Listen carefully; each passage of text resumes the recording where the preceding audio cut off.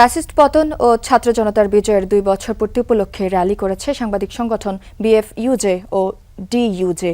সকালে জাতীয় press club থেকে শুরু হয় র্যালি। এ সময় জুলাই আন্দোলনে নিহতদের প্রতি শ্রদ্ধা জানান সাংবাদিকরা। একই সাথে জুলাইয়ে সংগঠিত হত্যাকাণ্ডের সঙ্গে জড়িতদের দ্রুত বিচার ও দৃষ্টান্তমূলক শাস্তি নিশ্চিত করার আহ্বান জানান।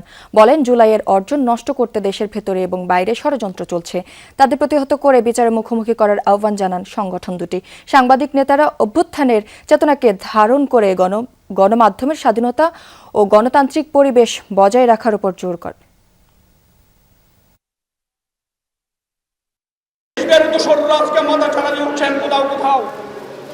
কোথাও রাষ্ট্রীয় পৃষ্ঠপোষকতাও তারা পাচ্ছেন। আমরা হুঁশিয়ারি করে দিয়ে বলতে চাই, আমরা লড়াই করে হাসিনাকে দাঁড়িয়েছি।